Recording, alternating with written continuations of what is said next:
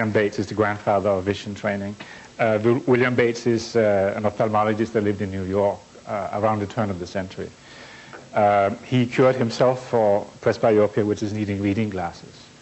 And then he developed a system for natural vision recovery or training. And what we are going to do the next 2 days is based on that, in the scientific principles in that. But I have added more stuff to it because one of my criteria for success is that we have some sort of a feedback, positive feedback in 20 minutes or less. Nothing to do with optometry. Okay, it has nothing to do with ophthalmology. It is vision training. It is training as you do push-ups or jogging or whatever. So that's very important. There's no lenses, no diagnosis, no surgery. Okay, no drugs. During the workshop, you probably would be able to improve maybe 1 or 2 or even 3 diopters, depending on whatever your system is, how stubborn your vision problem is. There are sometimes people who would improve very rapidly, as short as 10 minutes. Right? And there are, of course, people that takes a long time. Depending of your vision status, if you have -10 or more, then of course the road that you have to travel is so much longer. If you have something like maybe 2, 3 diopters, that in the workshop I could help maybe 50% or 60% if I was really optimistic, and then the rest we would have to do, one-to-one sessions. So, but I found out that when I actually started doing the workshop, that it doesn't seem to be necessary. So very few, we are talking about maybe 98% of the people in a workshop will have benefits. So after leaving this workshop, you would know, beyond a shadow of a doubt, that you have influence over your eyesight. What you do with it is up to you. It's a matter of putting an effort in. The more effort you put in, the more effect you would have. And you have a 75-page manual with lots of exercise, lots of stuff in, more than we will cover in the 2 days. I can't talk so fast. Okay, one of the things that we will concentrate on, or the things we will concentrate on, is primarily myopia, nearsight. Presbyopia, we will deal with that as well, more tomorrow than today. We will talk about astigmatism. Those are the 3 major problems.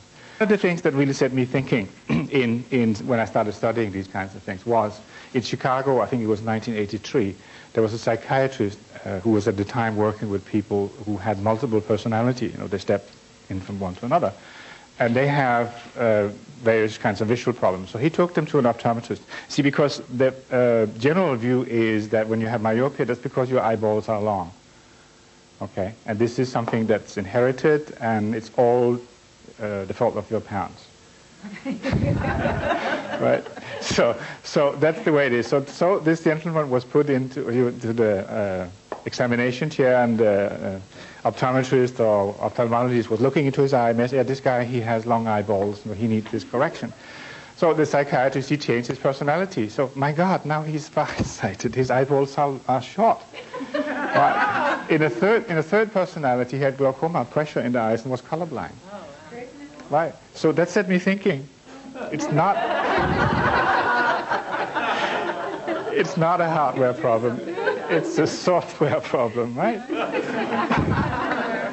Okay, so we have some exquisite tools that can deal with that, right? So hence the vision, the mind side, right? Actually, multiple personality people, vision problems or vision changes is a small thing in their book. Some people have, in one personality, they have diabetes and need insulin, otherwise they die. Others, they have allergies, skin allergies that comes out and so forth. So when they move into that personality, then it comes out. When they move away, then it goes away. So that is a very dramatic example of how the mind controls the body, the mind-body connection. And it totally blows out this idea that it's inherited and it's in the genes. There's nothing we can do about it. There's another study done by Francis Young. I will get back to you. By Francis Young, a very prominent optometrist. He, in the 60s, he went to Alaska to study something like, I think, 250 children, Eskimo children. And they had, 45% of them had myopia. But the interesting thing was that the parents, living the traditional Eskimo lifestyle, Virtually none of them had any vision problems at all. Right. An Eskimo can see the nose of a seal on a snowfield, you know. So that set him thinking too. So now he is what is called a behavioral optometrist, which is one of the friendlier optometrists who believe in certain amount of training. Yeah. Myopia is nearsight, yes. Okay. Yeah. I'm using some of those terms, but I will try to. Presbyopia or hyperopia. If you are less than 40, it's hyperopia. If you are more than 40, this is because you have too many birthdays. And it's called presbyopia. And presbyopia, you can't see up close. You need reading glasses, yeah. The traditional thinking there is that when you're 35 years old, then the lens inside... See, this whole idea about focusing comes from Helmholtz, which is a German scientist that lived in the late 18th century. He wrote a really great paper on vision, and this is the fundamental theories that still is in use today. And he said that the ciliary muscle and the lens is the only thing that does the focusing. Okay? So actually, what's happening, the cornea, the clear part of the eye, does 80% of the focusing. So the lens and other parts is only 20% of the focusing. All right. So, but according to that theory, and that's what the optometrist and what the ophthalmologist is learning, is that the ciliary muscle, there's a ciliary body here, and there's little sonoles, little wires that goes into the lens. The lens is floating free inside the eye. Right. So it's only connected with these little wires. So these little wires, if you have near sight, those little wires are tense, so that your lens is stretched out. You store tension inside here. Some of you, when we start doing exercises, might actually feel that you can feel inside the eye. Right. So to see far, they need to be relaxed so the lens flattens out. Right. So maybe we can store tension in our neck muscles or back muscles or anywhere, even the eyes. Okay? So that's the traditional theory. So what they're saying is far sight. That's when your eyeball, the normal eyeball is about 24 millimeters in diameter.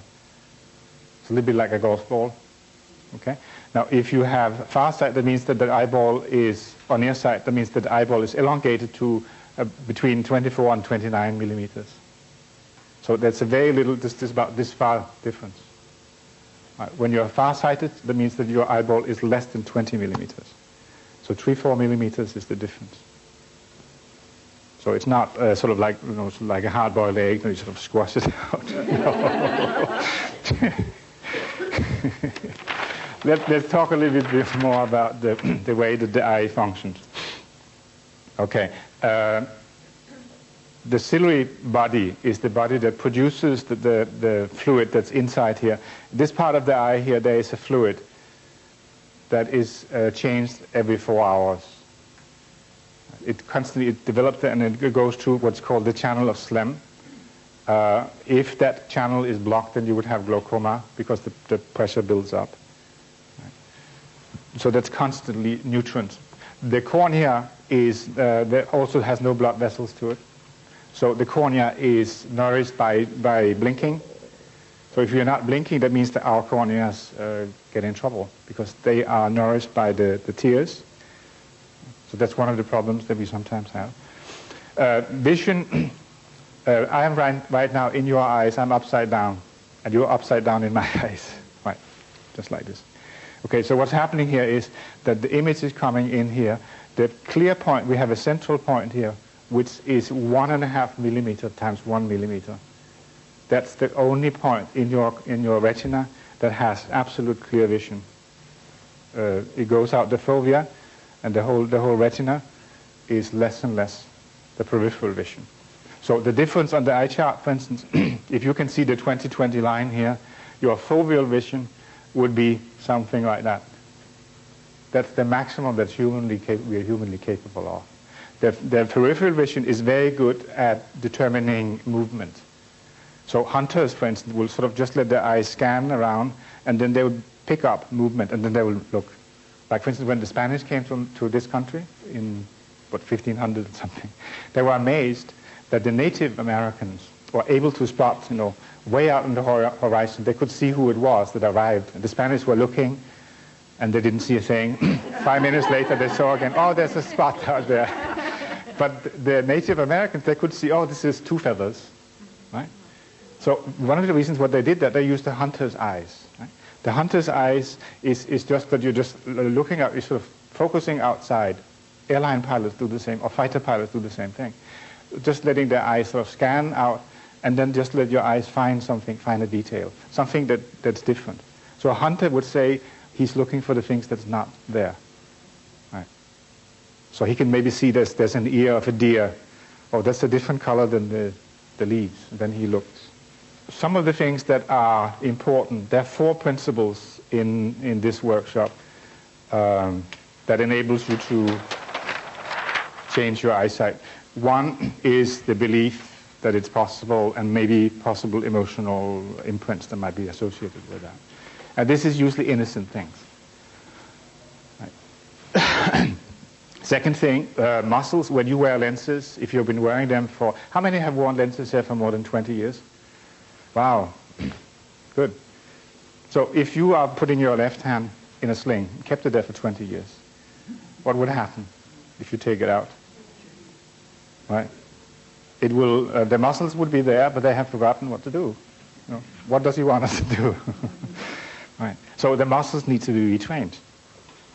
So if your visual range before was this, when you put lenses on, then your visual system doesn't need to move more than that. So you're basically training. What happens when you are limiting your movement?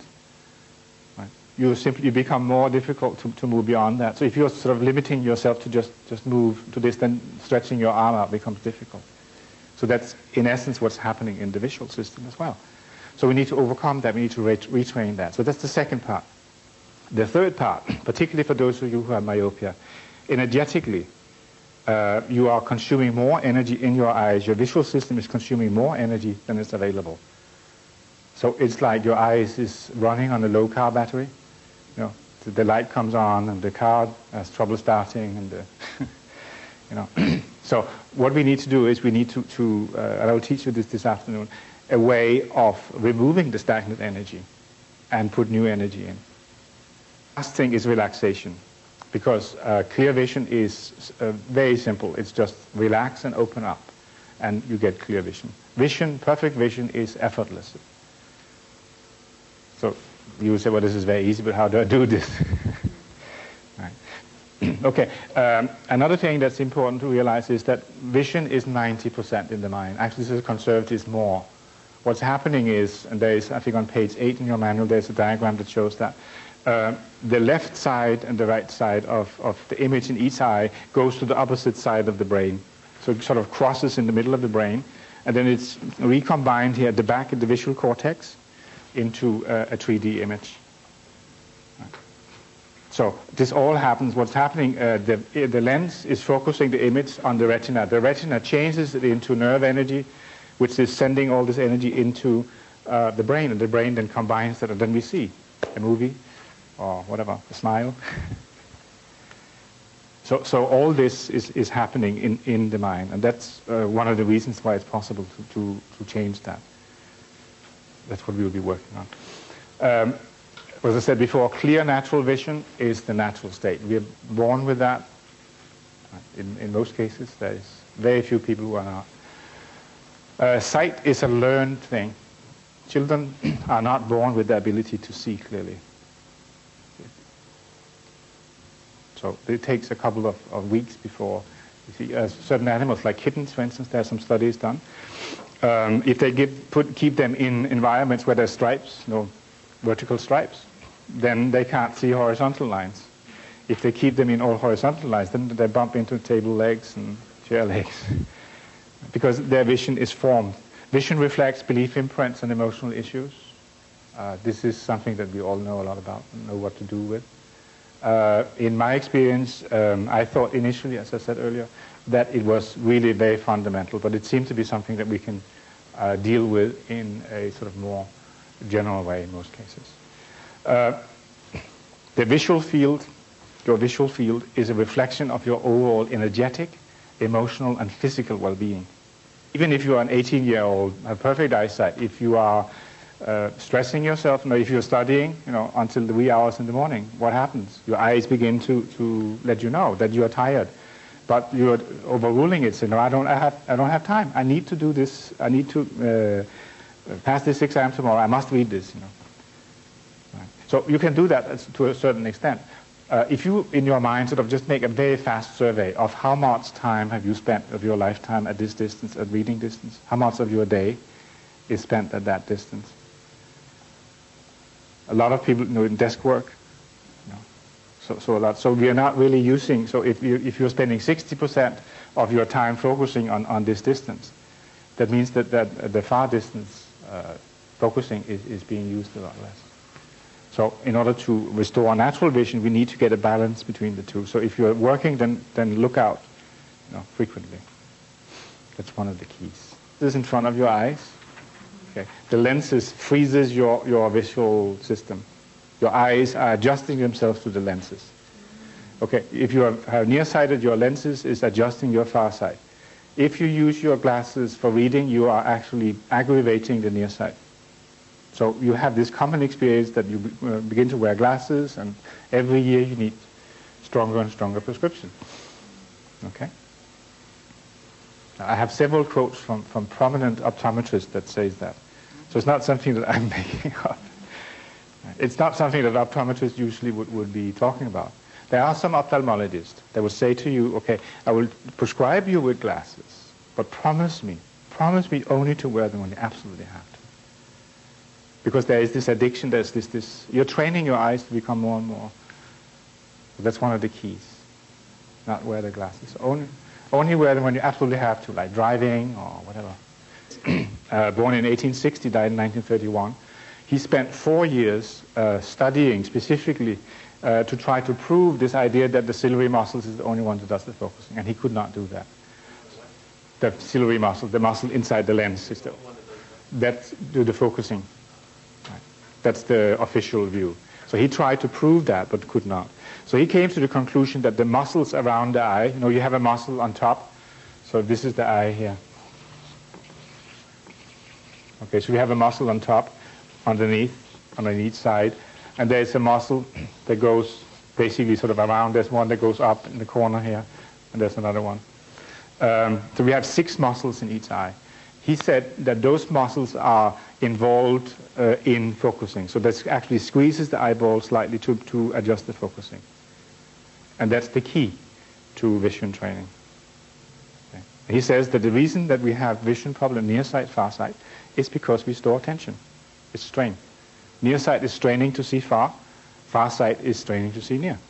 So when we take the strain out, we get eyesight back. Is some of the strongest muscles in the body.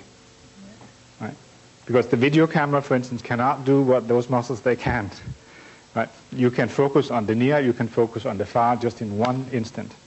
You can focus on any distance in between. You can glide, zoom very slowly, and stop, move back and forth. Right? So this is really quite a marvelous, it's really fantastic ability that we have. So with all muscles, we can store tension in them, including the eye muscles. If the recti muscles are tense, then they pull the eyeball back and it becomes too short. We get farsighted. Astigmatism is when you store tension in one or several of them. Astigmatism is when the cornea is pulled out of shape. So a perfect cornea should be round. Again, looking at the front, so this is the cornea. So if somebody has muscle, we will try that out in a moment, that pulls here, then it becomes oval. Right? If these muscles here are pulling, tense. Right? But it can also be the other way. So you have different planes. So astigmatism, they become wavy. Are these still the same two obliques? Recti. Astigmatism can be the obliques and the recti. The recti, these are the recti muscles here. If they pull back, all of them more or less in equal tension, then the eyeball becomes squeezed, and then you get farsight. So the initial key to getting vision moving is those muscles. Okay, let's begin to work with those muscles a little bit. Okay, what I would like you to do is to just take your thumb and put it about the width of one hand from your nose. That's just an estimate. Your hand will tend to go traveling. So, without glasses. Yeah. So what I want you to do also is to include the breathing. Okay, so when we go up, we will inhale. No. Let the thumb go up as far up as you possibly can.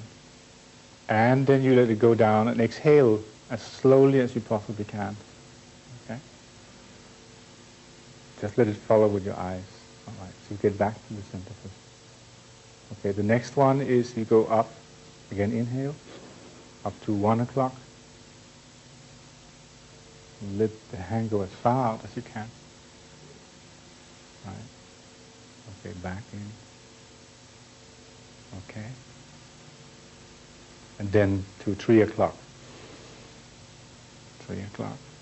So try to keep the hand, just one hand, the width of one hand from your nose. It tends to go traveling out in space. Okay, so down to 5. Okay. Back up so you can see your cheeks there. And then straight down. Inhale while going down. Yes. And exhale as you go up. And now to 7.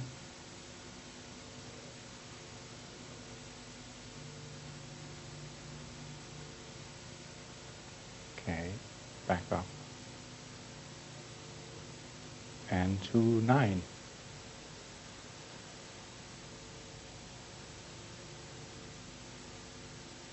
Okay. And up to 11.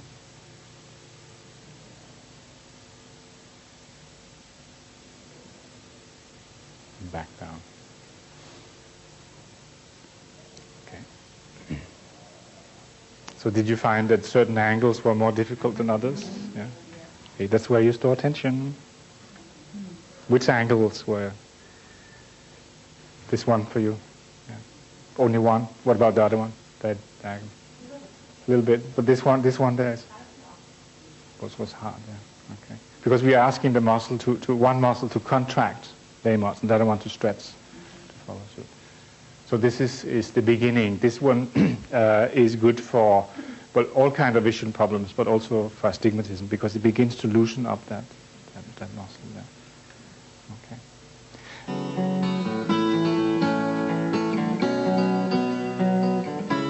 The first question is, what is your vision right now? So if you have nearsight, just write nearsight. If you know the correction that you have, then write that down. If you have astigmatism or whatever. Okay, so the next question is, what do you think caused that? So what are some of the things that you think about? Some people say it's in the genes. When you grow older? Mm-hmm. Ah, sure. There are actually scientific evidence that proves that. That when you grow older, your eyesight deteriorates. Unfortunately, it's not really true. So what are some of the things that you wrote down as the cause? Edna, what do you think caused your vision problem? Oh, I put down family tradition. Family, it's in the family, yeah. Well, not in the genes, I don't think. It's a family tradition that my mother wore glasses and so Yeah. therefore I wear glasses. Mm-hmm. That's a tradition. Yeah. So that you copied, her visual habits. Yeah, that's often these things are sort of innocent decisions that are made. At the time, of course, they were perfectly, valid. But then they sort of keep slushing around and still affect us. It has a lot to do with the way that we perceive the world, right? Our interface to the world. Right? Yeah. My initial problem was in the mid-40s when I began having blind spots in my field of vision along the floaters. Mm-hmm. The doctor said I had macular degeneration, gave me extensive cortisone treatment. Yeah. And later I remembered that just before then I had been working in the open, and there was an eclipse of the sun, and I was watching without any aids, and I wondered if that caused it. Later I had a physician who simply said, Mr. Clay, as we grow older, it happens to all of us, and I really think you're more senior than I am. And we would never go back to him. No, I can understand that. This gives me an opportunity to talk about a miracle that happened last year. A friend of mine in Hong Kong, her father is 80 or was 80 years old at the time. He had macular degeneration, which is, in his case, the central part of the vision is just a black spot. So if I'm looking at your face, I could only see your hair. The rest of it was black. Right. So he had gone to Mia Snyder in San Francisco and taken his workshop, and he was doing palming for something like 4 hours a day, and he didn't see any improvement very much. So since I was going to be in California, then she asked me, would you be willing to just take a trip to Reno? You can stay in his house. He's a great cook, which is true, and just sort of cheer him up. So I did that, and they invited me for lunch in one of those glitzy places, and at the evening in his house we had a glass of white wine. A very interesting gentleman. He was an aide-de-camp to President Truman. He had been into chemical warfare thing in World War I, or World War II, sorry, and also in the Korean War, not that old. So very interesting gentleman to talk to. And I did the same exercise with him that we're doing now. And so we went to bed, and in the morning he woke up 5:45 with light in his eyes. Right. Now I hadn't started doing anything, okay, really. He woke up with light in his eyes, which was a surprise to him because his ophthalmologist had said there's not enough light coming into your eyes, that's why you have a vision problem. So he was very surprised. So he got out of bed and opened the drapes, and his window faces out to a golf course. And for the first time, he could see the houses on the other side of the golf course. And he said that one of the black spot was sort of grayish, and the other one was pitted. And he could, for the first time, recognize his neighbor going to work, passing outside. So when I sort of surfaced at 9 o'clock for breakfast, he was sitting there in his dressing gown. He says, before we do anything, I need to tell you something. I don't know if I'm making it up, but I don't think so. But what do you think? So he told me the story. So during that day, the next couple of hours, we were able to totally erase the black spots. And this is a year ago, and they haven't come back. Beautiful things happened. He was making lemongrass tea, and outside on the terrace was sort of like a step and a half down. So normally he would sort of hold the door and then try to go out, but he just went out, and he stopped. Well, I can't do this. And then in the afternoon, he went to pick up his mail. He forgot his glasses. For the first time in 72 years. The next day he cooked the chicken, cut the chicken without cutting his fingers, without his glasses. The only time he used the glasses was to set the dial on the oven. What happened, the most significant things that happened was that his vision improved so that he was able to be aware of the ground. See, one of the problems is that the visual field collapses so that you don't know where your feet are. So he said that he could see the pebbles. So that gives him stability in movement. And also his daughter told me that he's a very good cook, so he was transferring some recipes. And the ingredients were written in bold characters, which he could read. Then he continued to read the regular print, which he's not supposed to be able to read. Right. So I don't know exactly what happened. I have some ideas. So since you all know about NLP and health and stuff like that, I think that what happened to him was that he went, it's just one morning he woke up, there was these 2 black spots in his eyes. He went to an ophthalmologist, a young man, not quite sure what he was doing. He said, well, I think it's macular degeneration, but let's have another doctor look at it. So the other doctor came and he looked. So yeah, it is macular degeneration. There's nothing we can do about it. Just, learn to see through the sides of your eyes and so forth. He went to a third one. Said, yeah, there's nothing we can do about that. So that actually is installing a belief, right? So I think that one of the things I said to him, what happens when you cut a finger? Macular degeneration is because there's bleeding. The blood vessels behind the retina bleeds. and then the retina. The retina actually is not detached very securely. It's very easy to get off. So what happens when you cut a finger? It bleeds and it heals. Maybe there's a scar, maybe not. So I think this happens in your eyes too. So, but vision is 90% in the mind. Right? So the mind has this image, this black spot that simply is provided, software. See? All right, so the next question is, suppose a miracle happened tonight in your sleep, and your eyes were restored to perfect vision. How would you know when you wake up tomorrow? What would be the first thing that would let you know that you have perfect eyesight? Would it be the ceiling, the watch, or what? How would your day be different? What would your relationship with other people be? Would there be a difference in it? The way that you respond to other people and they in turn respond to you?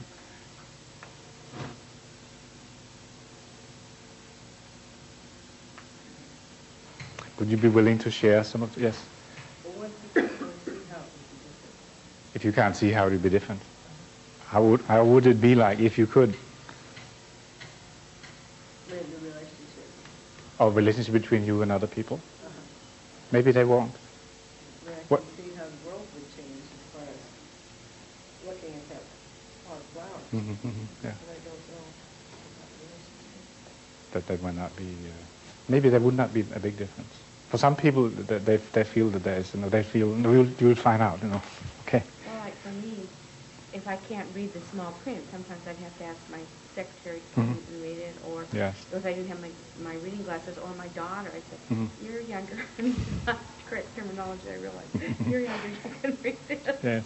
for me. Yeah. Yeah. Yes. I was going to say, when I open my eyes in the morning, I'd be able to see the leaves and the trees outside. My first thought would be, I left my contacts in by mistake. That would be my first thought. Yes, But, yeah. but secondly, nothing would change in my life except I just wouldn't have to put my contacts in or buy solutions. Yeah. Nothing Yeah. would change. Yeah. Yeah. Well, one thing has changed. One of your eyes is bigger than the other. Yes. I didn't realize that there was tension around this for myself until I was doing this writing. Mhm. Like, I do more of these. Yes. Yes. That was Yes. interesting Yes. because Yes. I did not realize that. Yeah. until- Yeah. That you touched the key to this Yeah. whole thing. Yeah. Yeah. Yeah. Susie. Well, I just realized, too, that I would feel more centered since I started wearing the glasses. I don't feel... Yeah. Yeah. Because for you, if it. When I put them on in the morning, it's like, oh, whoa, Yeah. and it kind of throws me out Yeah. balance. Yeah. Yeah. Yeah. Very important. Yeah. The last question is, and you need to listen to that carefully now.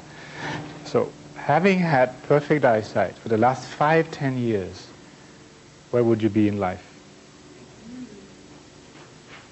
Having had perfect eyesight for the last 5-10 years, where would you be in life?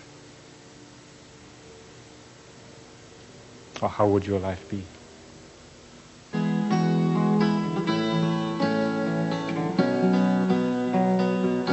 What you to do is to just look at the eye chart, look at anything, and just sort of get an idea of what you can see.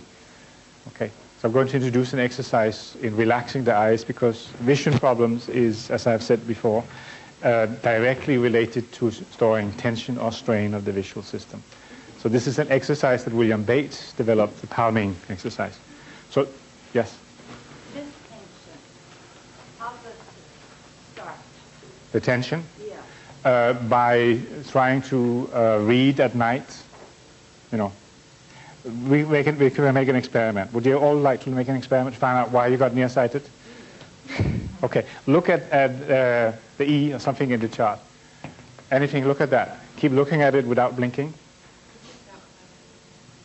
Doesn't matter. Notice what happens to your visual system. It collapses, right? Yes. So that's what you're doing when you're reading. Right? How many hours have you spent like that? Or days, right? So it becomes habitual because you're doing it again and again and again. So you have actually developed the habit of straining your vision. William Bates, in his original work, had some interesting photographs of people taken, the photographs taken 5 years apart. Right? And you can see the strain in their visual system. In my own identity card, with glasses, there's really strain in my eyes. Right? So look at something, just get a marker. Then I will teach you how to do palming. So just rub your hands so they get nice and warm. And then you take the bottom part here of the palm, put it on your cheekbone, and then just sort of lift in. You may need to sort of curve your hands a little bit so that you block out all light. So you need to cross your hands a little bit like this, and further up, yes. Okay, so you block out all light. Okay, so I'll just time you for a minute, okay? Closed at this point, okay? You need to move your hands up so that you, if you look at me here, if you look at me like this. Space for your nose, otherwise you can't breathe. So you're blocking out all light. Okay, this is William Bates' exercise. This is the exercise that's most typically associated with him, and it relaxes your visual system. So we are about 35 seconds to the minute. Some of you might have, clouds of gray or even sparks of lights and stuff that goes on. This means that you are storing tension in your visual system. Okay, so there's about 7 seconds back. Okay, so if you very gradually take your hands down and look at the thing that you were looking at before, and notice if anything happened.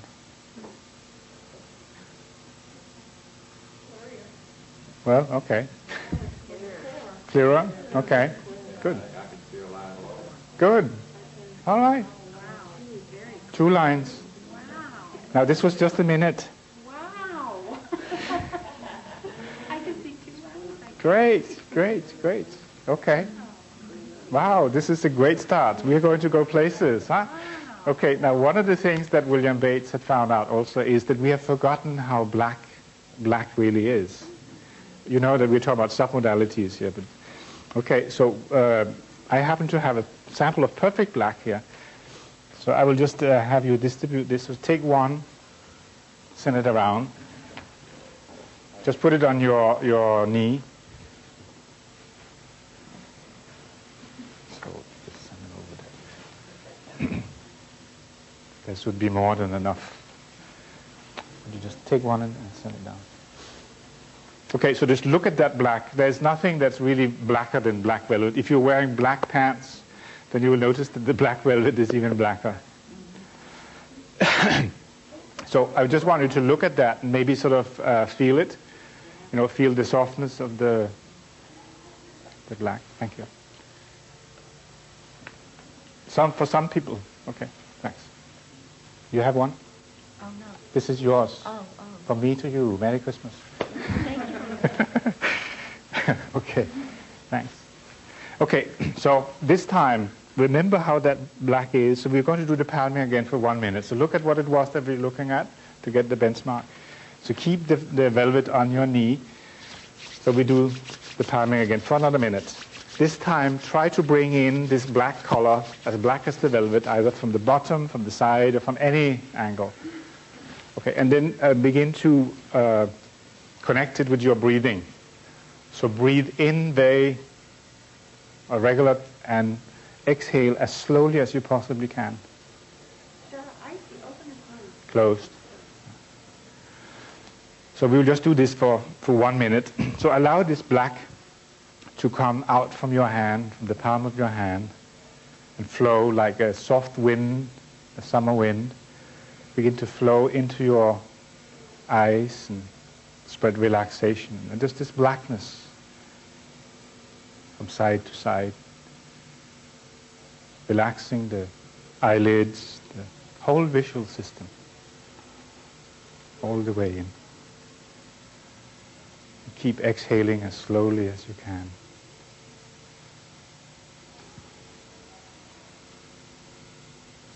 You can perhaps enhance that by thinking about some of the thoughts that you had when you wrote down what it would be like if you had perfect eyesight tomorrow morning. So if you like to just very gently begin to allow your hands to come down and readjust and look at what it was that you were looking at. Oh my God. What happened? When I trusted my hands, where I could Flash. for a flash. Mm-hmm. Great. See like the six line down. Wow, great, fantastic. You started at the first one. I know. Wonderful. Yeah, no, that's typical. So you get a flash. See, what's happening, we did it just for 1 minute, right, okay? We changed the submodality. I gave you a sample of that. So since you know about this stuff, okay? So the blackness is a metaphor for total relaxation. How many of you were able to get total black from side to side? A few, yes. So we need to get to a point where you can do that. So the palming is a very simple way. If you do this in the office, you might have to warn your office mate that you'll not receive bad news because you do this. What causes an eye to see a double image of things? My right eye will see the letter, but it always has a shadow of the same letter. Astigmatism. Can be caused by astigmatism. You're just talking about one eye. Yeah. Astigmatism can cause that. Okay. All right. So you need to remember to blink also. Blinking, okay, when you blink, it should be so that you're just lowering the lids. No, it's not winking, but blinking, just like that. So every time you do that, the eyes are getting just a fraction of a second relaxation. If you look at the eye chart, look at one letter, blink, and then look at the next letter, blink. Then you will notice that they begin to become sharper. Natural vision, people with natural vision need to remember to blink. People with natural vision, when they're looking at one letter, like the R here, for instance, then this becomes the sharpest, and the others become diffused. The white area in the R becomes brighter. That's an effect that has. So often we're under the impression that we have to see the whole line or the whole word. Right? So we are not using our visual system to the optimum when we're trying to do that. We should build up by letting the eye scan, seeing each letter, or even fractions of the letter, like the bar in the E or the H. And also you need to let your eyes scan, move around. Remember the story about the Indians? The Indians, Native Americans. That's a very soft focus. Yeah. Yes. We need to just allow it to relax and just to open up. Vision emanates from you, the energy emanates from you, go out and caresses the trees and come back with the image. So that's the thing we need to do. And then the clear vision comes back.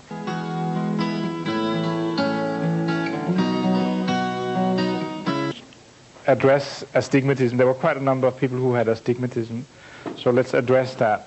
Now there is an exercise which is sort of the industrial strength exercise for astigmatism. Okay. In your book on page 63, I think, there's the Tibetan wheel. Okay.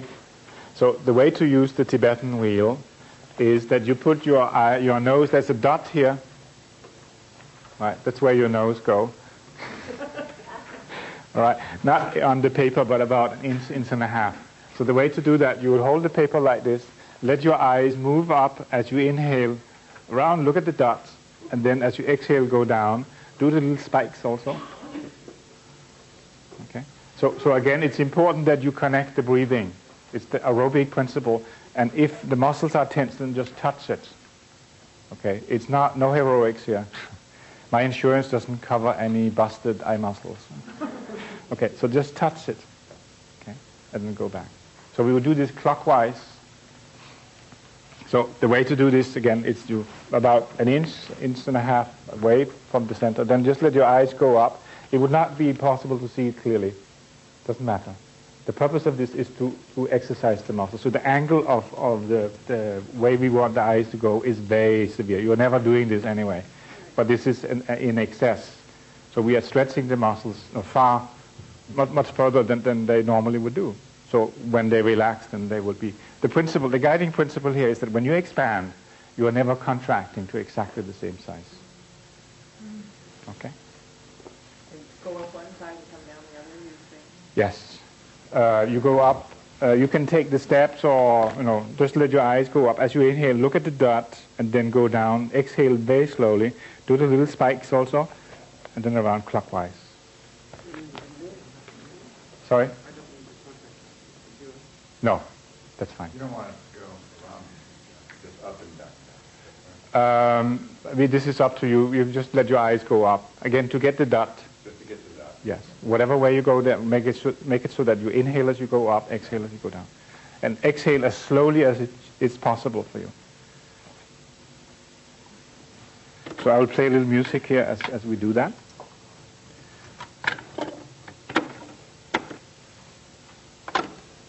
Now, if people from the other class came in here, they will say, these people really have ways to go.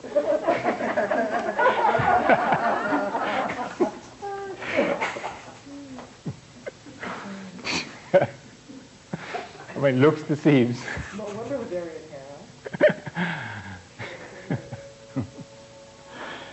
So just do this very slowly.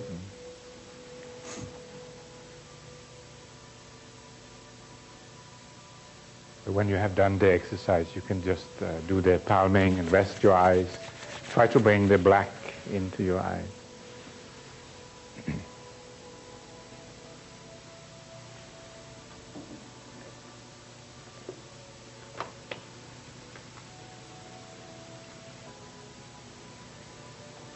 So when you do the palming, it should be so that if you open your eyes, there will be absolutely no light coming in.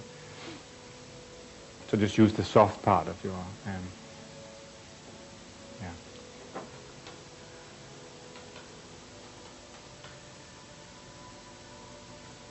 And of course you should not touch the eyeball.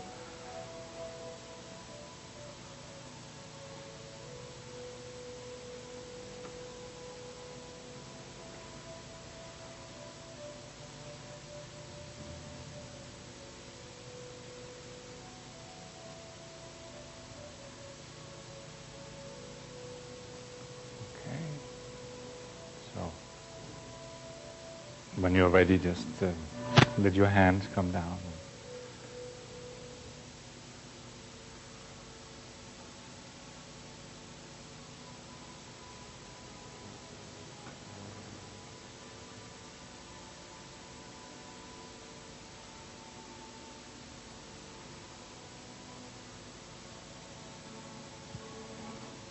Did you find that the angle, before you said this angle was difficult, how was it with this Tibetan wheel? Still difficult. It was easier though, I think, when I went around 1.5 times. Aha, the second time. Yeah. The Tibetan wheel, we just did half the exercise. This is the first time that you do this, so we have to, move slowly. We do this clockwise and counterclockwise. So when you do it counterclockwise, then often you will find that the tension is in different places. The one that clockwise may be, if this one here, this angle was difficult for you, counterclockwise it might be easier. So at the way that you're moving your muscles, so it's valuable to come from different approaches because we have to use muscles in different ways. So this exercise is purely for exercising the muscles. It has no spiritual connection. Doesn't matter. Whatever you see is fine. It's impossible for you to focus this close anyway, unless you have your visual field is collapsed. If you have a sort of -10 or high correction, maybe you're able to see it clearly. Also, when you're moving your eyes, the nose come in, in the way, or your cheeks, because we are moving the eyes in very extreme ways, and that's the value of this exercise. So those muscles, the recti muscles and the oblique muscles, really get a workout. So, any of you, did you find any yeah, Susan? Is there a way to make it stop jumping? Like, I've been playing with this for a long time. Yes. Still, when I move in certain ways, Uh-huh. My eyes won't track smoothly. It jumps, and the dot moves over to a completely different Okay. side. I think you might have a problem with fusion of the two images. We have not talked about that. We will talk about this tomorrow. Because I notice it's much worse on this side Yeah. than it is over Yeah, here. yeah. But the dot actually moves. Yes, it Like that. yeah. It's completely different. Yeah. So that. So it's not as smooth. No, it should be, when you're able to do this, when you have natural vision, then you can easily move in all the directions. There's no tension in any particular direction. So that's the goal that you have. Okay, this is the secret to get rid of astigmatism. Okay? This is the key to eradicate astigmatism. So one of my dreams is that in a couple of years, we will be invited to the UN General Assembly, to get a scroll, in appreciation for having eradicated astigmatism in the world. So maybe you will be representative for the U.S. How often do you want to do this? You can do this maximum with 2 hours in between, 2 or 3 times a day. It's a very forceful exercise. If you're teaching it to somebody else, do this first. Right. That's the lead-in. You don't have to do this each time, but if you start teaching them that, then do this with the fingers. That's less strenuous. And then after this. Just one time? The one set is we have only done clockwise, so now in a moment we'll do counterclockwise. Right. Fasten your seat belts and take off. So counterclockwise this time.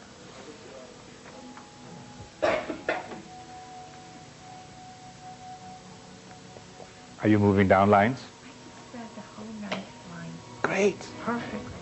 Great. But then when I blinked, it went away. So it comes.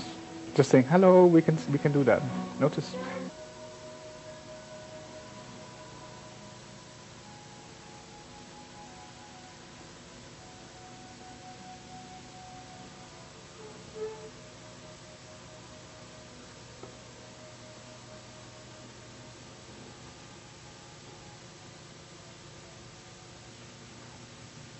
Doing this exercise, a gentleman, Jacob Lieberman, he wrote a book also. He used this exercise primarily. He's mostly talking about things. He had a couple of people, the first measurement they had was 2,600. 6 hours later, the same person had 2,225. And 24 hours later, it was 2025. So that's that was only this exercise that was done with that. So this exercise also enable you to improve myopia, not only astigmatism.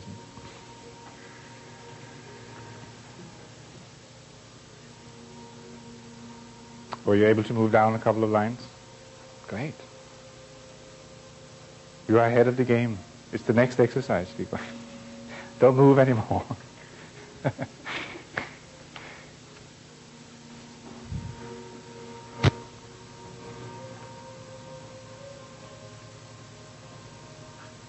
So just let your eyes roam. 5-year-old eyes. Okay. Also, sometimes we store tension in our temple muscles. So if you try to sort of just touch the muscles here, do you store tension or just sort of, yeah, further back? Right. So ladies would mess up your hair. One of the things we can do is just put your fingers, open your fingers like that, and with some pressure, just sort of all the way back up to the center of the head, That sort of opens up and get blood circulating and releases the tension from the temple.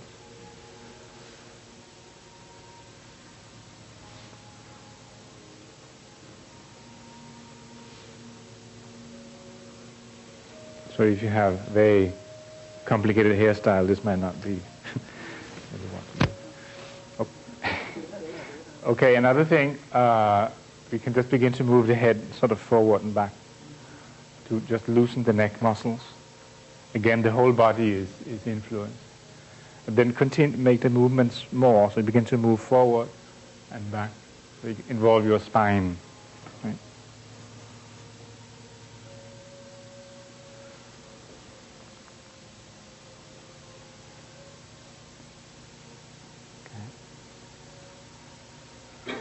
So again, slowly. So.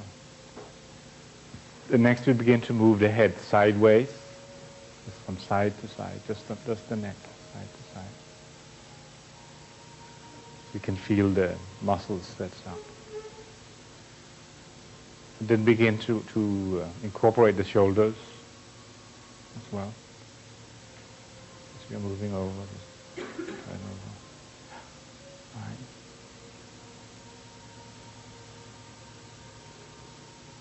Okay. So that begins to loosen up the muscles around the neck and shoulders and back.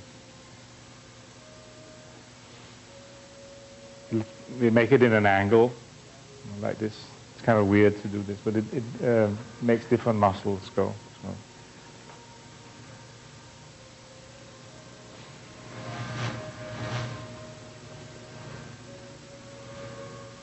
Let's do it in the other way, this way.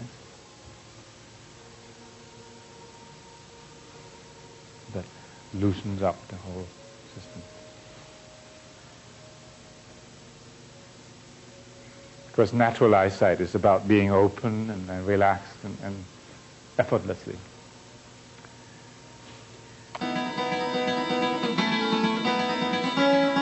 For those of you who want to work with myopia, nearsight, we begin to work with the eye charts here. So the way to work with these eye charts is to take any position that you want. Doesn't matter. You can be one lady in London. She started here, you know, and on Sunday afternoon she was standing here and she had flashes of the 20/20 line, which is the second line from the bottom.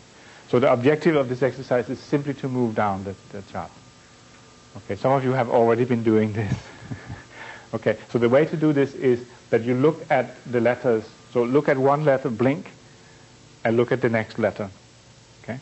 So what happens? There's something interesting that happens is that suppose you can see the LVD. Okay. Then you just do palming for a few seconds like that. So then you can see the letter immediately below. Okay. So when you just relax for a minute or so, then you can see the line immediately below. Look at the first letter, then the last letter on the line, the second, etc. So just move back and forth and look at just one letter and blink. Right. So you will find that there are flashes. So when you're looking at just one letter, you will find that this letter sort of stands out and becomes clearer. That's what we're after right now. So when you can see that, when you can recognize the letter, that's okay. It doesn't have to be razor sharp. Okay. So you're just waiting until you can recognize another. Yeah, then you can go down another line. Okay. You'll also find that as you're looking at it, maybe for some of you looking down your nose like that, it becomes clearer. Sometimes out of the side. Play around with that. Okay. Or sometimes like this, you know, looking over your glasses.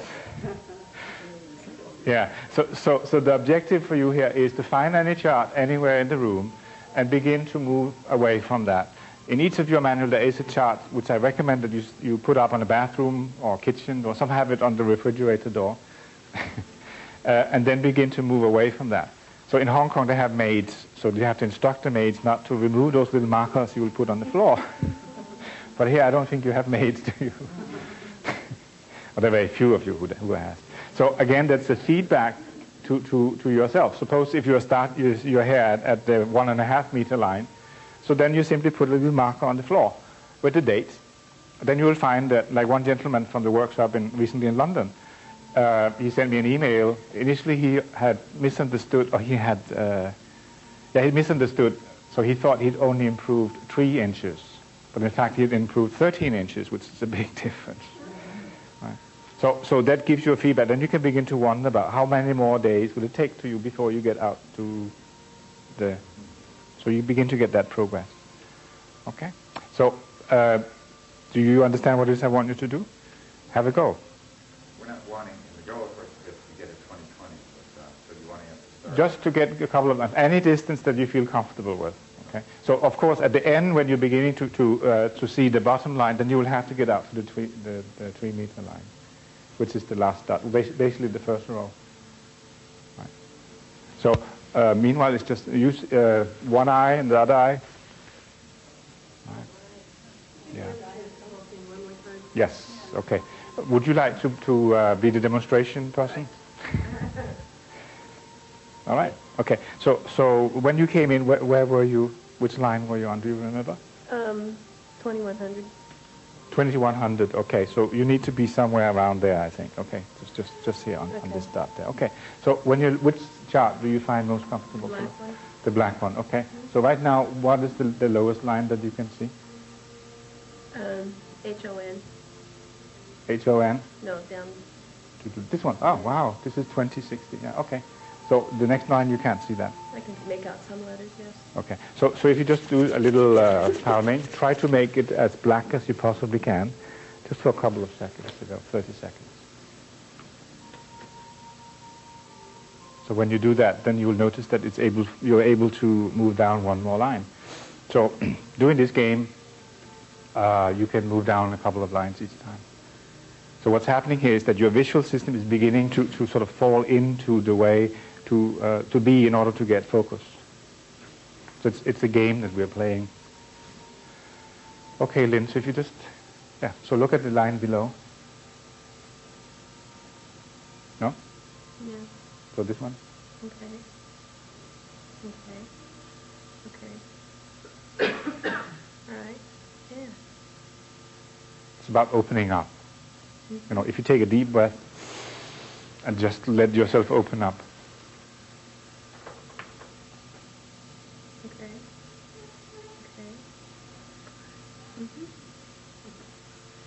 Okay.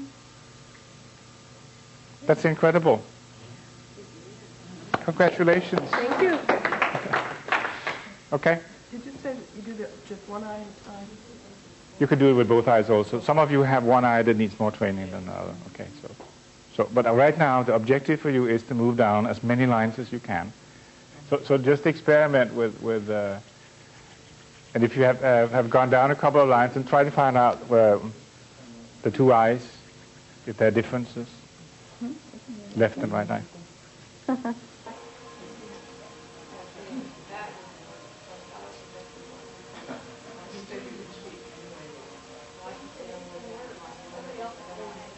Oh, the chart.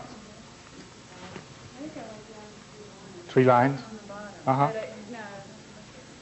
The second from the bottom. No, that's okay. The second from the bottom is 2020. Yeah, I found that if I went from chart to chart, and sort of from where I was, Yeah. that looked oversized, Uh-huh. then I'd go back to that one, and Yeah. then I could get a varying letters, and the last time I did it, I was able to get the whole row. Good.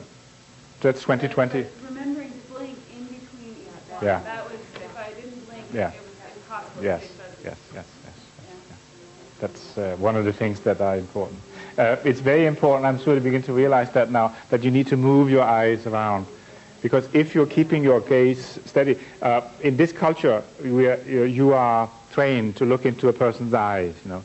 So sometimes you meet people who actually sort of have dead eyes, I mean, they don't blink or anything like that. They've trained themselves to do this because they think that this is socially advantageous, you know.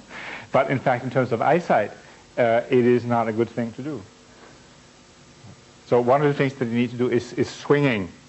Okay, that's another Bates idea, which has to do with getting sharpness. Would you be interested in learning how to get sharpness, by any chance? Yeah. Yeah. Okay. So one of the things that happens is the central point where we have absolute clear vision needs to move.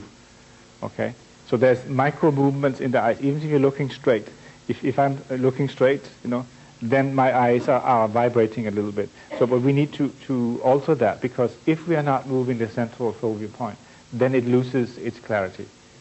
There were studies done where they fixed on a contact lens an image, and within a few seconds, the person couldn't see the image anymore because it didn't move. In other words, the image moved at the same rate as at the eyeball. So movement is essential for vision, and that's one of the key points in learning to have natural vision. So your eyes need to move around.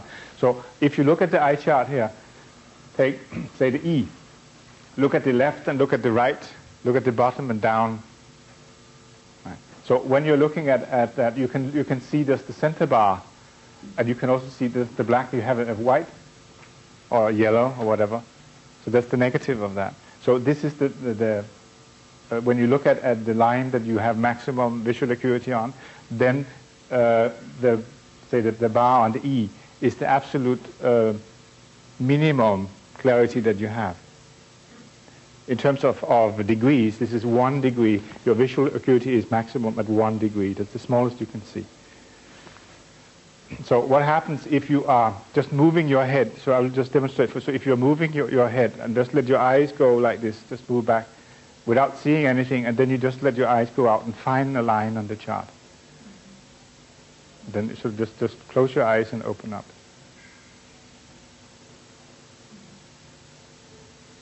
So you need to do the swinging with your eyes open, horizontally like this. You want your eyes open, yes. Then just moving, so you can actually look at the beginning letter and the last letter. Just let your eyes sort of scan, or you can imagine that you have sort of a giant feather, and you're just sort of touching. And then just blink, and then let your eyes find 1 letter on the line. It's not. No. So that brings sharpness. Now, when you're looking at a person, you can do the same thing. You can look at the left side of the eye, or the left side and right side of the pupil. Right, so that the person will not notice. You know? Now, when you're swinging, you're not moving your You can shoulders. You're going back and forth this way. swing In a straight line. yeah, horizontally across. You can do this with your body also. You know, like this big swings that because when you're doing it with big swings like this, then you are simply losing the visual thing. So then you relax your eyes. You can also just move your head, you know, like you're talking like this, or you can just move your eyes. So moving your body is a way of learning, but it has to be horizontal. For children with strabismus, that's an important exercise. So they do it sort of like the elephant who's swinging its nose. You know, like this. Because when you do that, then you're relaxing your visual system. That's the key. Introduce another thing. We need to use all those strings here. We have 2 eyes, and as you remember we talked about yesterday, the image from half of the image from the left eye go to the right side, and half of the left image go to, or half of the right image go to the left side. So it crosses right down the middle. And this is then combined inside the visual cortex at the back of the brain to become a 3D image. Sometimes those images are not registered, like prints in a magazine, a color print, where one color is out of alignment, so it becomes blurry.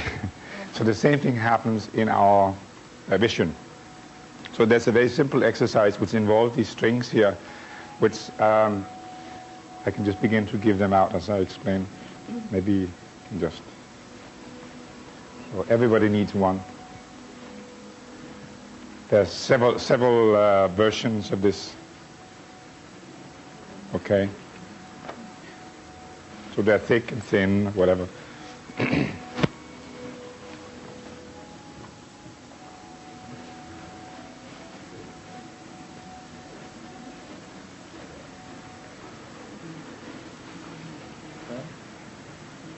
Deluxe. It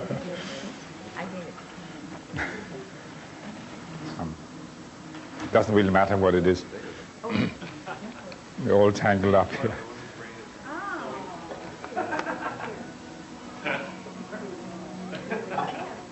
So we need at least 1 paper clip. I don't know how many paper clips I have. So why don't we just start with 1 paper clip each?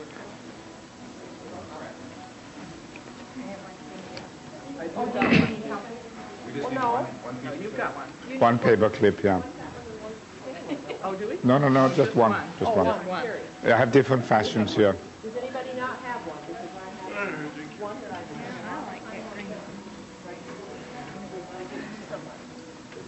have. Okay, so let me demonstrate what we have to do. There are 2 things we will use the string for. One is for checking the fusion of the left and the right image. And another one, the string is very good for training one eye. You know, those of you who need to train one eye for near and medium distance. So first we'll just talk about the fusion. So Judith, if you would just be my string person.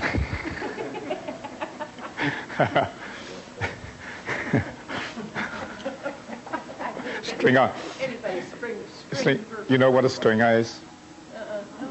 a stringer in TV parlance. That's a freelance person that sometimes shoot videos of disasters, fires, and stuff like that.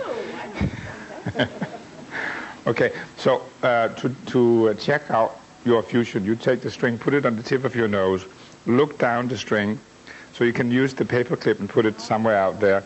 So if you look at the paper clip, there should be a phantom cross. Okay. The two string will sort of become a cross. So wherever you look if you look very close and very far, then the cross, the center of the cross would be where your attention is. If you have tram lines, then we need to work on it. Okay, so let me make a drawing.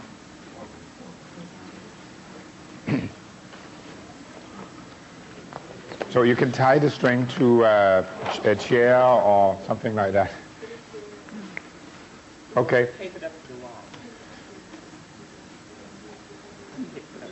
Well, that's when you have difficulty pulling. Just tie it to the chair. Actually, what I think you can do, you can just pull it down, press it down here between the seat and the... I'm not sure what the... Okay. No, this... Okay. So when you're looking down the string would appear to have a cross. So if you put the paper clip here, whatever you look at, that's where the center of the cross is. Okay. If you have it this way here, like two straight lines, that means that you are not able to fuse the two images. And some of you, this might be part of your vision problem. So for some people, you can make the fusion to a certain place. After that, it becomes tram lines. Okay? It becomes two out there. Okay, where does it become two? Woo! Here? Yeah, Okay, so that's part of your problem. Okay, so here, so this is where the paper clip is, and that's where it becomes two? Well, now it's across. Okay, yeah, all right, so we need to move it back. So move your eyes from here, just along the string, in and out. Right now, very lazily. She says she gets one line after the place with the cross. One line? Yes, I see two lines. Yeah, crossing. And then they cross or merge here. Okay, so what you need to do is you need to continue to move the cross out, back and forth. Okay. So any normal vision, you will have a cross. Even if you look there will be just the tiny legs and the cross. Okay, right. That's what I want to do, is see Yeah. the cross all the way So you down. want to see that all the way. Wherever you look, there should be a cross. Here you have one eye that needs more training than the other. So the string is very good for that. So the way to do this is you just take, can I borrow the string? Sure. So you just, if you want, so for instance, my right eye, I want to train that. Then I will close my left eye, and then I will just put the string under the eye, let the eye go out. You will, of course, only see one string, okay? So that trains the focusing of the near and the far and the medium. Right. So if you have one eye that needs to be more training, this is a very good exercise to do.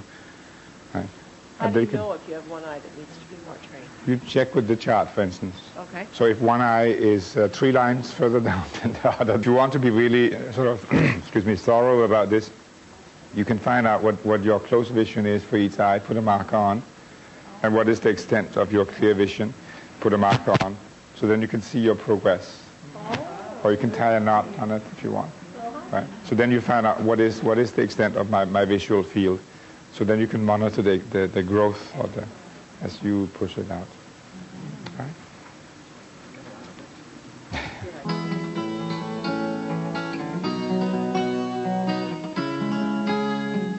By this tradition, you have the meridians, which is a network of channels where this energy flows through. Right. And acupuncture works on that. You put needle points in. Acupressure works on pressing these points. So around the eyes, there are a number of acupressure points or acupuncture points, which will, when we use them, we begin to get the energy flowing. The principle of acupuncture is that we have a blockage for some reason or another. Then we have to move the needles and get the energy, the chi, to flow through. So when we have the chi flowing through, we have a healthy body. It's a balanced situation. So right now, we're talking about the visual system here, so we want the energy to keep flowing through the eyes in the right way. So we use the thumbs, and just next to the nose, up under the bone, and some of you would feel when you press, put gentle pressure on and just move around, you might feel that this connects to one or both of the eyes, yes. If the ladies have long nails, then do something else. Okay, so just massage that. Just gentle pressure. Do you feel, does it connect with your eyes? The bone, underneath the bone. Right. Okay, the next one is where the glasses rest on the bridge of the nose. That's a very common one. You know, if you wear glasses and you're tired, then you do that sort of naturally. It's on the root of the nose, yeah. Up high. Okay. The third one is on the cheekbone here. It's about the same level as your nostrils, depending on how your cheekbone structure is. So use 2 or 3 fingers, then you'll hit it in one way or another. So just turn that around. And for some people, that feels very tender. It needs to be lower, where the bone is. Yeah, your cheekbone are not that high. Okay, right. So the next one is we use this part of the finger. This part of the finger, yeah. So this part, and then again, bend the finger so that you don't stick your fingers in your eyes, and then. Just from the center and out. Again, the bone, and put an angle, so 45-degree angle, so you're pressing slightly up and out. Okay, so there are a number of acupuncture points that you will be addressing there.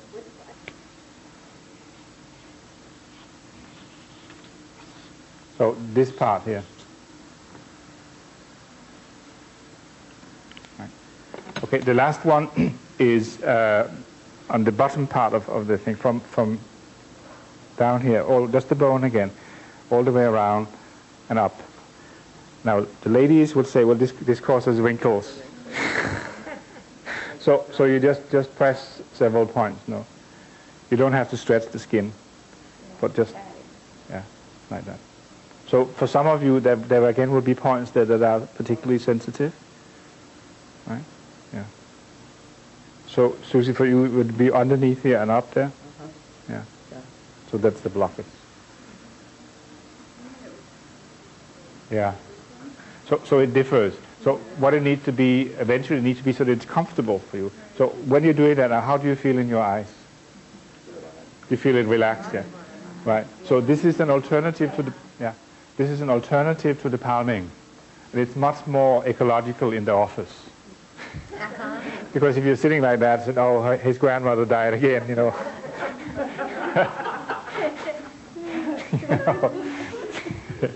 So if you're doing this is much more socially acceptable. So what this exercise does, it gets the energy flowing in your visual system. Okay? It feels similar to, like, have you ever taken a tea bag and rested on your eyes? Mm-hmm. Yes, yeah, right. Or cucumbers, yeah. Something like that, yes, yeah. So it simply opens up. So this is the beginning to begin to work with energy. So we begin to get into the whole field of energy work. Okay, this particular school of energy work is coming from the Hindu tradition and from the Chinese Qigong tradition, and it's developed by a man called Choa Krok Soi. He's a Chinese gentleman who lives in the Philippines. He's a chemical engineer. Spent about 20 years developing this system. He published a book in, I think, 1986 or something like that. I met him in before he published the book. I lived in the Philippines at that time.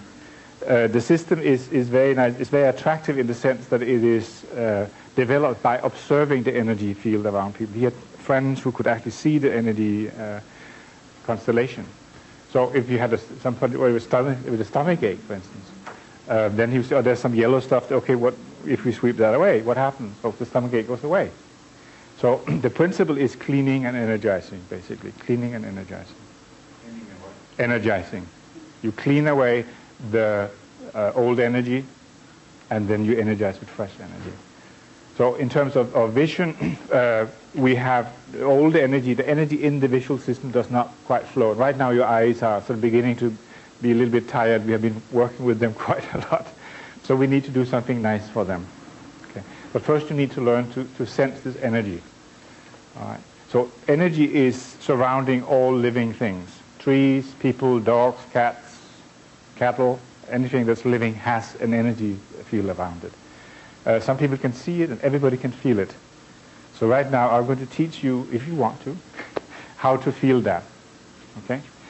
So the way that the pranic healing teaches that is to simply touch the center of your palm like this and the fingertips. This activates your healing hands. And then shake. Just shake like if you are shaking your fingers off, as much as possible. Right. Okay, then take your left hand. So you need to move around. You can sense each other. So you can sense me. I took a shower this morning, so it's okay. So put your attention in the left hand and then begin to move closer towards me. You'll feel that there are different fields, okay? So as you come closer, you can feel. Right? So you need to move around and you can feel each other also.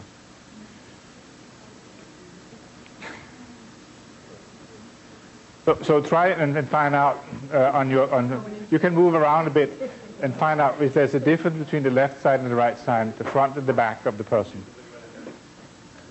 So just put your awareness in your hand. So there's a feel there.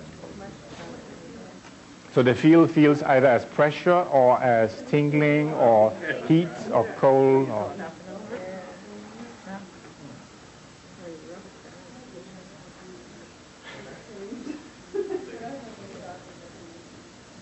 You follow thought. That's the key principle here. So whatever you direct your energy to go, it will go.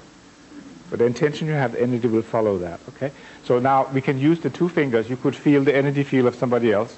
So we can be more sort of sharpen our tools, sharpen our pencils, just using two fingers. Okay. So what I would like you to do is to just activate your hands again, and then with two fingers, then just find out. Okay. So I want to sense the energy level in my eyes. Okay, so just use two fingers like this and then just move them in and out until you find where the energy field is.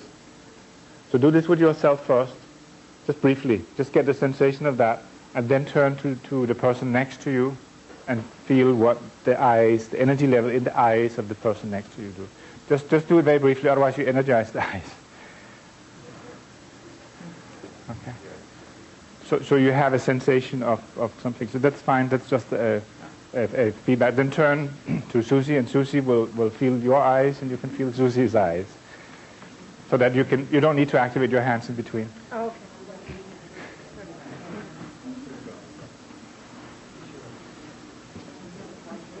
So just get an idea of how somebody else's eyes feel. So we have an idea of what it is before we start doing any work. Okay?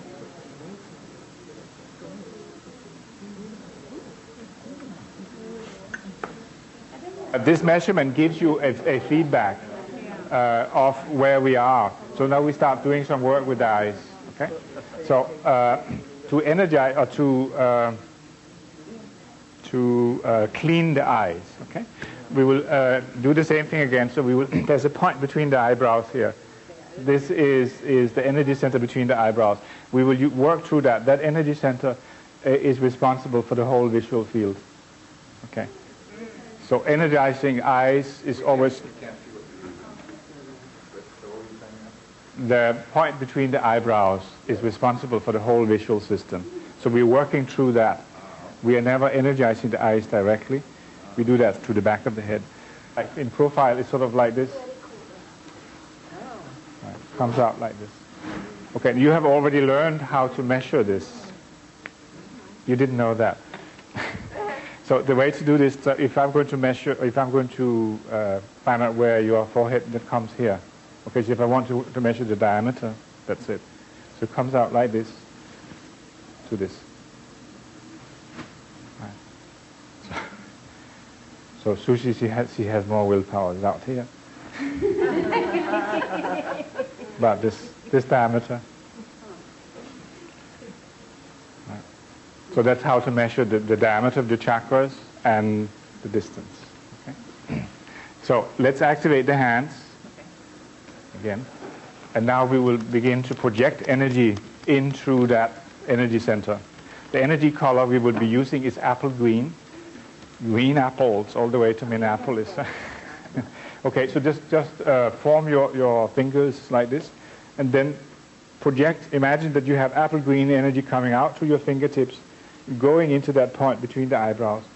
Find a position in relationship with your forehead and the fingers where you feel that this is most efficient. So just play around with that a little bit. Maybe it's not touching, but just try to find out. Some people can actually see the color, others have a feeling, or you can maybe feel a prickling or whatever. So just imagine this apple green color coming out through your hand and into the eyes, spread out to the left and the right eye, and fill the entire socket with apple green. The purpose of the apple green is to loosen up the energy that's stagnant there. Okay, now change the color to pale yellow. Just pale yellow. So as a matter of having something to count, so the green is about 6 or 7 cycles of breathing. The yellow is 2. So if you just let your hands go down. Okay. So we have now energized, we have now added green color, which has the quality of cleaning. It's like green soap. Right. So now we need to clean the windows. We have sprayed the detergent on the windows. So now we need to clean them. The way we do that is that we imagine that we have incredibly long extensions of the fingers, about like this. Sort of whitish blue energy coming out of the fingers up to here. Some of you might actually be able to see this. Okay, so what we do is you clean this center first. So when you're doing this with somebody else, you go counterclockwise. So you go like this. Right. So you start in a big circle, go in like that. So when you're doing it on yourself, you go the other direction. So you just do this once or twice. So if I'm doing this on myself, I will do this like this. So I imagine like my fingers here are sort of like candy floss. You're sort of just picking it up. And then you just throw it on the floor. From out to in. In a big circle and go in. Yeah. So I'm going I'm going clockwise? Yes, on yourself. Clockwise? Yeah. Yeah, and then go in. Yeah, do it slowly. Okay. So I will put some green energy on the floor, so all the stuff that you throw there would be, What color is this going to be? white, bluish white. So you're just taking this stuff out. Okay, so just do this once or twice.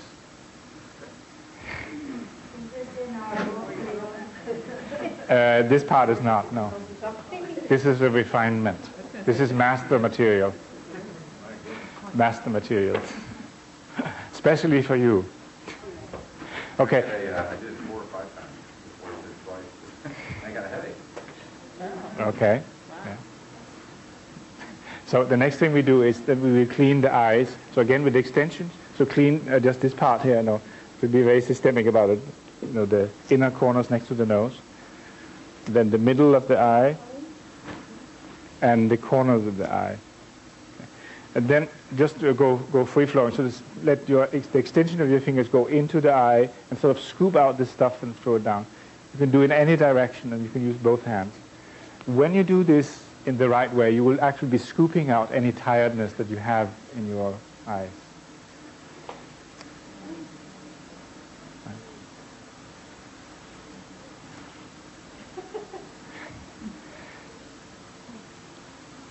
So what happened? Yes. This is what you're waiting for the whole day. This is important. We need to do the cleaning very thoroughly, because this is the first time that you do this. So just continue to do the cleaning. There is an energy center in the middle of the eyes. There's also an energy center here in each temple. So if you want to be thorough about it, you can just sort of put a little apple green on the temples here, and then clean this out. If you have one eye that needs more work than another, then you will incorporate that. What's the purpose of the yellow? The purpose of the yellow is to get the particles that the green has loosened to stick together. The yellow has sort of a sticky effect, so you can easier get it out. Okay. So the green loosens it, the yellow sticks together. And the Yeah, so if you imagine that there's all this stuff in there, so then the green is sort of breaking it down into particles, the tiny particles, and then the yellow sort of is like a glue that makes it all stuff that we can get out. Many people perceive this as sort of grayish matter that you pull out of the eyes. Yeah? 2 times for the cleaning and 1 for the Energizing. energizing. Energy comes out of the finger. We have energy centers in the fingertips. Does it have to be the right one? No?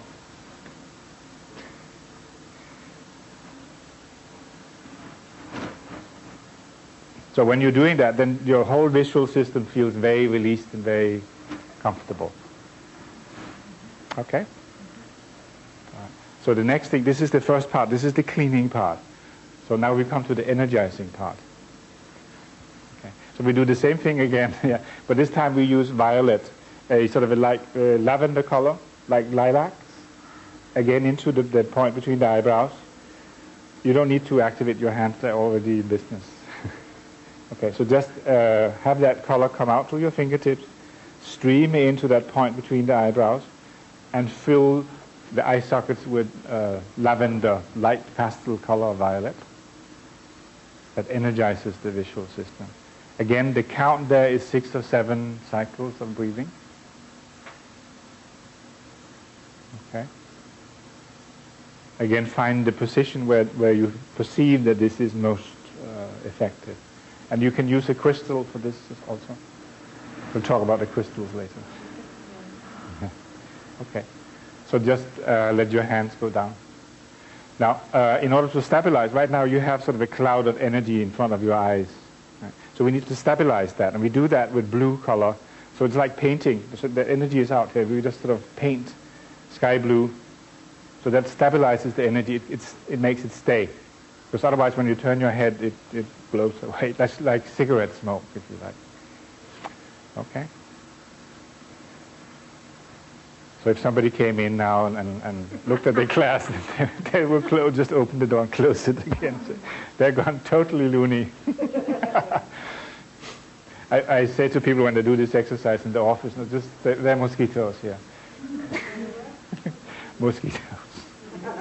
There's so many mosquitoes in this office. So the last part of this is at the back of the head there's an energy center at the same level of the eyes.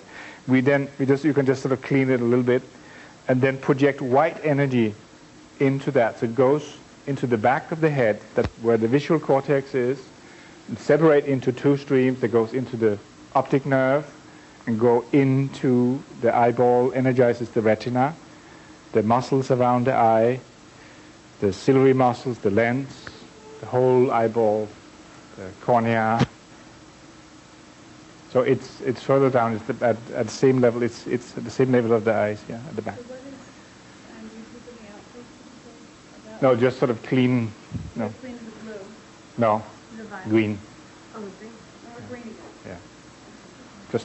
Just sort of sweep it. Make it simple. Just sweep it, and then the white. So let your intuition or the tiredness of your arm guide you. Okay. So when you're finished, then just close with blue. Yes, that's important, otherwise it leaks out. In the back? Yes, that's the last step always.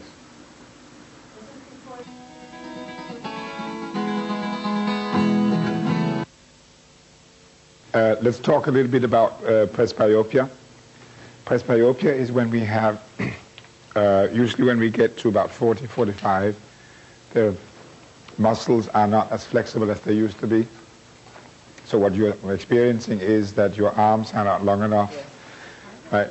So you have to ask your husband to hold the menu up so you can read what it is, right?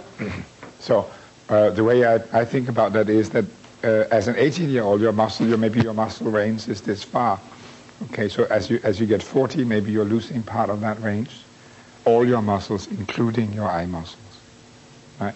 So what we need to do is we need to simply get an extra range into the muscles and then the side. It's an exercise in the book which I got from Lisette Scroll's book, Visutronics, I think it is. It's progressively lower and lower, or smaller and smaller print.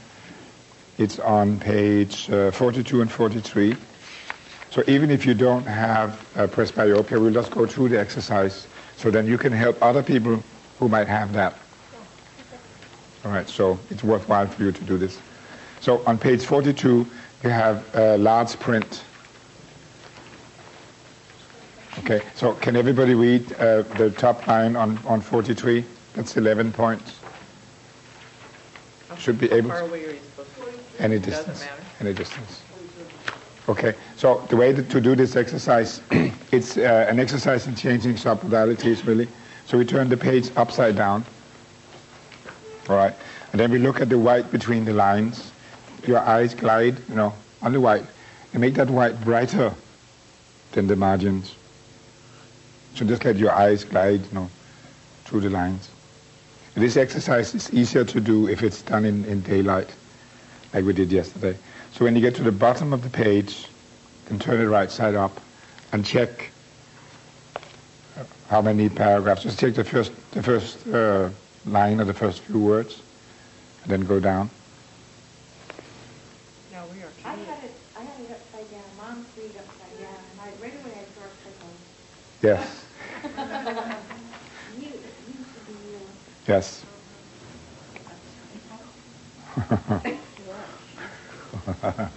Upside down. What are you wanting us to do when we turn right side up? Read all the way to the small one. Just the first few words. So can you read the first one? I mean, this bottom one? Oh, we're in the second thing. Congratulations. No, we can't. Yeah, I can read the font. Mm-hmm. Okay. Yeah, if you have nearsight, it's not a problem. Yeah. Okay. So in order for you to maintain your perfect eyesight for the rest of your life, would you be interested to know what to do? Okay. So you need to read small print like that, 4 or 3 points. This one is 4 points. 4 points to the bottom line. The bottom line. So in order for you to exercise your low vision, the peripheral vision, read this in just with one candle. One candle is just about enough light for you to read. Right. So don't read War and Peace in that light. But photocopy something that you really would like to read, an anchor point article, for instance, or something like that. Okay? And then read the reduced copy. Does that mean every anchor point they'll be? So from now on, anchor point, they will save a lot of paper, That's right. just a quarter of the size. What point is this considered? 4. 4 points? The reason that this is so good for your eyes is that when you are reading the very small print, you are using your central fixation. Right? So then you're using your eyes in the most optimum way, and you're relaxing your visual system. So that's very important to continue to do that. Now, there are many, many opportunities during the day, especially when you go to the supermarket. So just look at the content. Can you read it? Mm-hmm. Sure. Oh, okay. So another thing that you can do for presbyopia is that initially it would be out here. Okay, so we need to be able to read it here comfortably, and then as close as you possibly can get it. So you can get it. So you begin to get it here when it's clear. Then you move it a little bit further, so it fusses up. Move it back and forth. So you're sort of massaging it to come in, sort of rocking it. So you'll want to have this as close as possible, and simply using this exercise with people who are beginning to need reading glasses will bring them back. People who have needed reading glasses for a while would need to practice that. So first do it in daylight, it's easier, and then do it in dimmer and dimmer light. If you do it with fluorescent light, that's difficult. Right? So all work in fluorescent light is difficult. So if you work in fluorescent light environment, then get incandescent lights to compensate. Because what's happening with fluorescent light is that it's flickering. So your iris is constantly trying to adjust. So it's perpetually in stress. Right? So it never settles, and that strains the eyes. So you're saying if you add a desk lamp Mm-hmm. like this, that helps? Yeah, it evens it out. Let's continue to work a little bit more on presbyopia, if you like. There's this double circle exercise. This exercise is training the muscles that you need to move your eyes in It's exercising the muscles that you need for looking at when you're reading. Your eyes need to move slightly in to focus. Okay? So what we do is, like the magic pictures, you put it in like this, and then you get a third one, then you move it out so you can see it clearly, so it becomes three-dimensional, and you can see the seeing that sort of one word above the other. One line above the other. So you see 2 lines. Yes. Not just one. True. Yeah. But they go together. No. We're doing the images merge.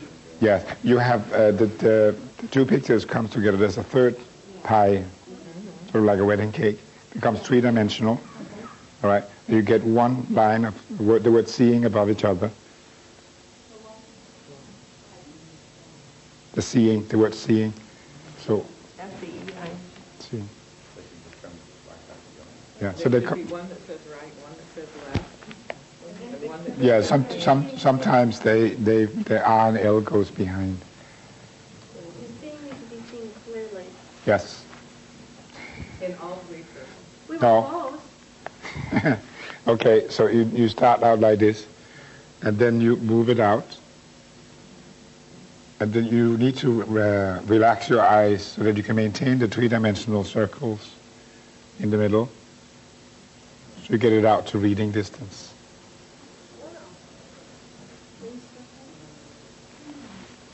Are there 2 C's in the middle or only one for both people? See, yes. Yeah. Sometimes turning the page a little bit does the trick.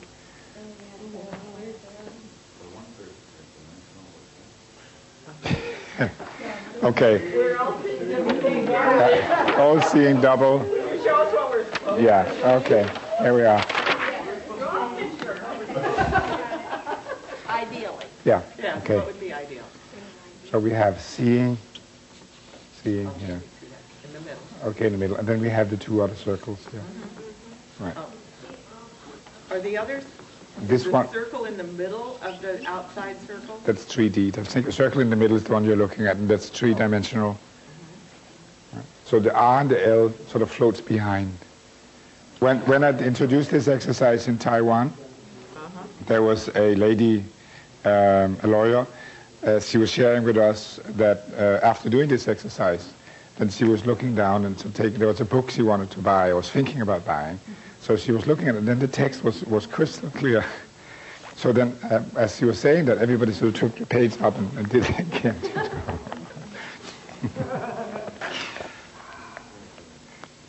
So this is a version of the string exercise, but for reading distance. So that's important for people with presbyopia.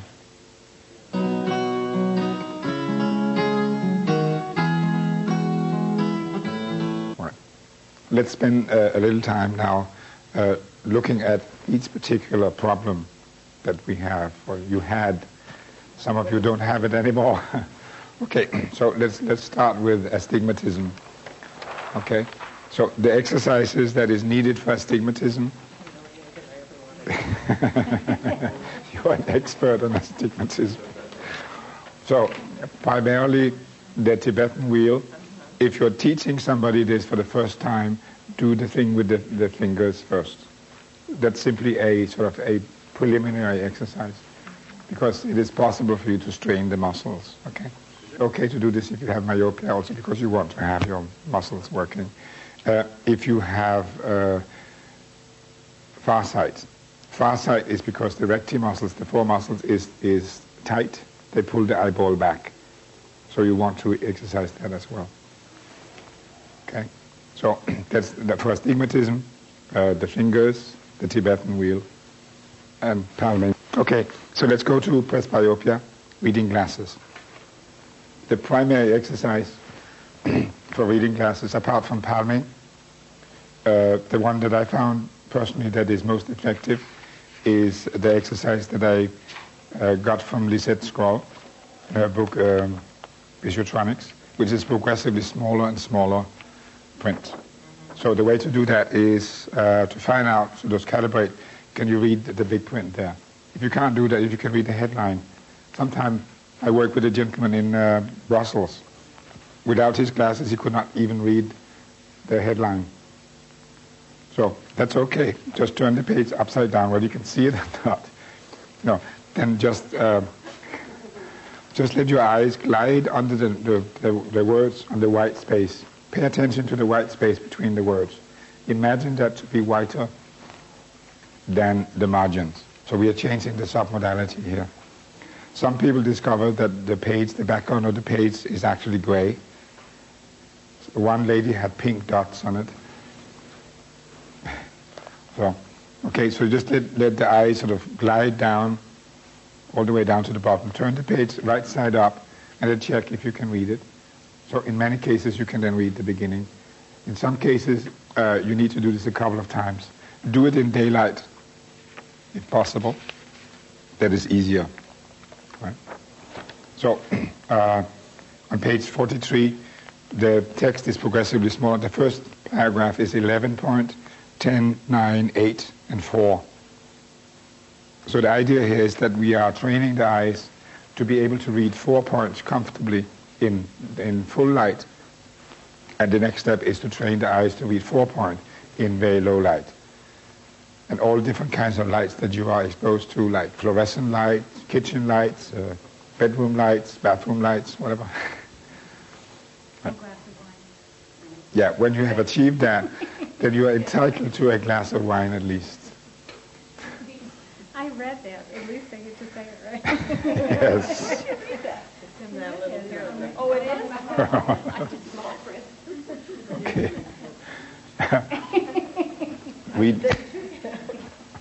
So basically, that's what addresses presbyopia, needing reading glasses. Okay. Okay, let's talk about myopia. Right. So those of you who have both presbyopia and myopia, the first milestone for you would be to get your reading distance. That would be point number one. Work on that first. Because if you can do that, that means that you can be without glasses for most of the time. Right. When you can comfortably function in desk work without glasses. Okay, so because the whole idea is to use the glasses as little as possible. When you put glasses on, you are freezing your vision. Okay? If you wear your glasses constantly, it's a frozen situation. And on top of that, if your glasses are corrected for farsight and you use them for seeing near, then you are perpetuating the situation. It gets worse and worse. So consequently, every year you need to, or every couple of years, you need progressively stronger and stronger lenses. I don't know where the limits are, but I think it depends on the density of the glass. But when you get about 10, 11, 12, then it becomes like Coke bottles. I know people who have been wearing glasses and contact lenses. So it's about reversing that. Okay, if you have very high correction lenses, contact lenses or glasses, okay, do the exercises that we'll just identify later. But principally the pranic healing. The pranic healing is the fuel in the rocket for myopia, especially the severe ones. Especially the ones that are minus 10, 9, high numbers. The exercises for myopia is principally the pranic healing. Okay, the string with one eye. If you have one eye that is more, that needs more work than the other, then favor that. So the string is good for training the focusing of just one eye. So bring that out to about 1 meter or something like that. Then use the chart.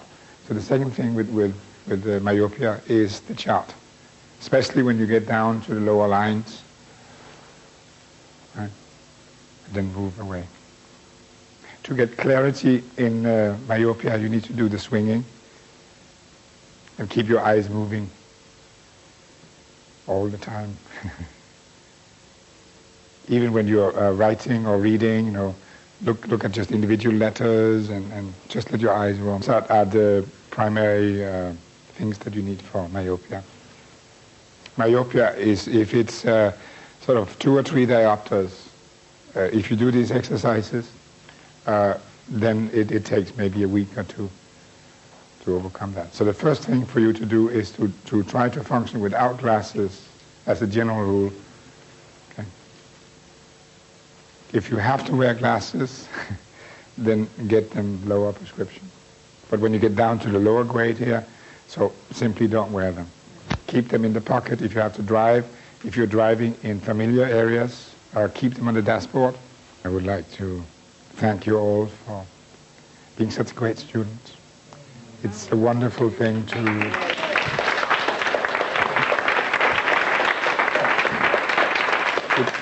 It's a wonderful thing to be able to do this without translation. It's something which I'm very passionate about, and I hope that some of this passion have been transferred to you.